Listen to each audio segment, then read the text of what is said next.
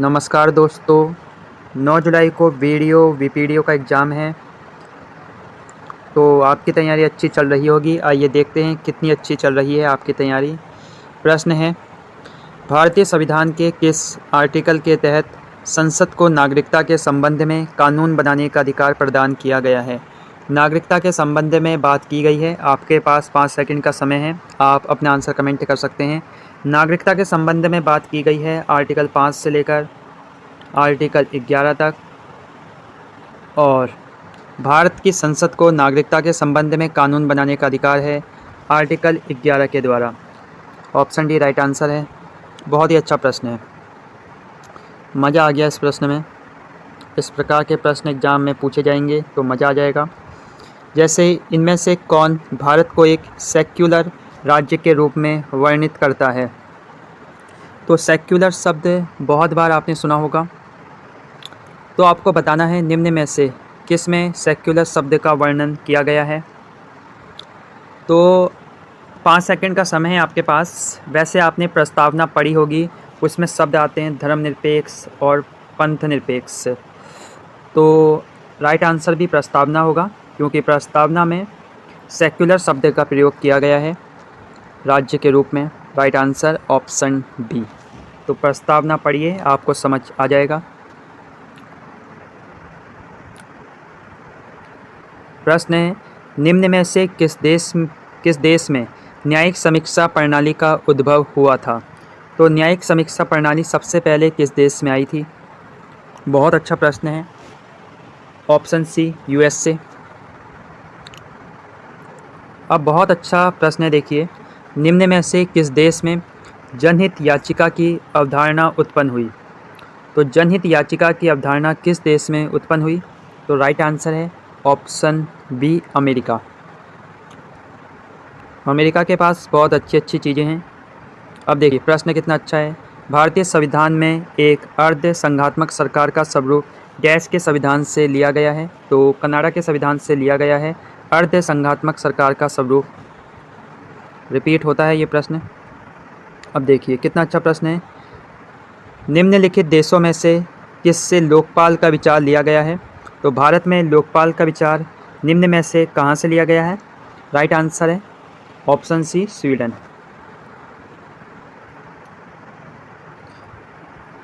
प्रश्न है, अगस्त 1925 में केंद्रीय विधानसभा का अध्यक्ष निम्न में से कौन था? मोस्ट इम्पोर्टेंट प्रश्न है, सबको इसका आंसर पता होगा।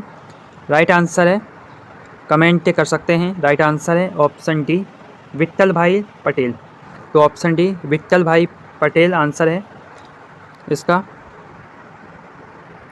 अब देखिए संविधान सभा का सदस्य कौन नहीं था? तो जिसने अच्छे से पढ़ा होगा वो इसका आंसर दे पाएगा।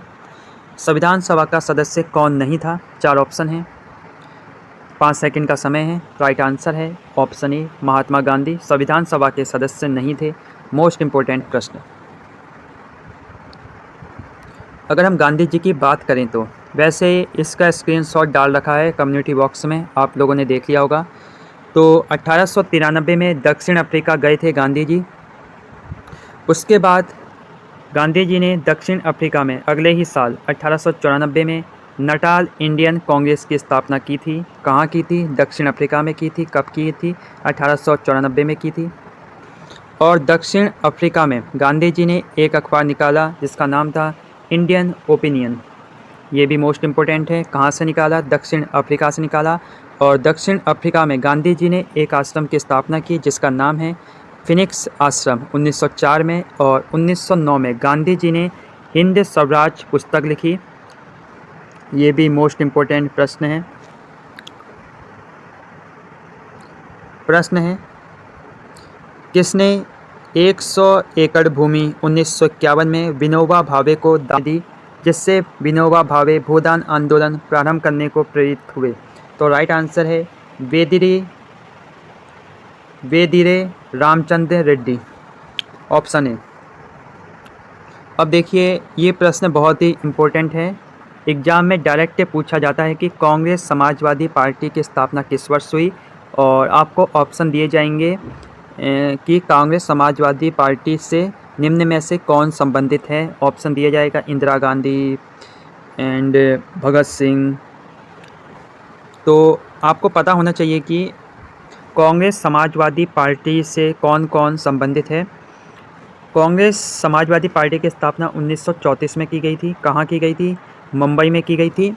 अब जो इम्पोर्टेंट है, इससे संबंधित नेताओं के नाम आचार्य नरेंद्र देव और जयप्रकाश नारायण ने मुख्य रूप से कांग्रेस समाजवादी पार्टी की स्थापना की थी।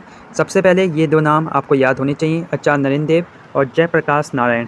उसके बाद आपको नाम याद रखने हैं, अशोक मेहता आपने नाम सुना होगा, और अच्युत पटवर्धन, नरेंद्र देव आपने नाम सुना होगा, डॉक्टर राम मनोहर लोहिया, मीनू मसानी, गंगा शरण। तो ये सब कांग्रेस समाजवादी पार्टी से संबंधित थे, जिसकी स्थापना 1934 में की गई थी मुंबई में। तो बहुत ही अच्छा प्रश्न है, इसको छोड़ना नहीं है। अगर ये एग्ज़ाम में आएगा तो अब पूछा जाएगा कि वेदांत सोसाइटी की स्थापना किसने, कब और कहाँ की थी। तो वेदांत सोसाइटी की स्थापना स्वामी विवेकानंद ने 1896 में न्यूयॉर्क में की थी। कहाँ की थी? न्यूयॉर्क में की थी वेदांत सोसाइटी की स्थापना। ऑप्शन में दिया जाएगा भारत, इंग्लैंड, अलग अलग जगहों के नाम, लेकिन राइट आंसर है न्यूयॉर्क में वेदांत सोसाइटी की स्थापना की थी स्वामी विवेकानंद जी ने। और सुभाष चंद्र बोस ने स्वामी विवेकानंद को आधुनिक राष्ट्रीय आंदोलन का आध्यात्मिक पिता कहा था। तो ये भी आप देख सकते हैं। अब एक नया प्रश्न बन सकता है, वतन जागीर किसके शासनकाल में विकसित हुई थी? तो राइट आंसर होगा अकबर। तो वनडे एग्जाम के तौर पर आपको बस इतना याद रखना है, वतन जागीर का संबंध किससे है? मुगल काल से है। किसके शासनकाल से? अकबर के शासनकाल से वतन जागीर का संबंध।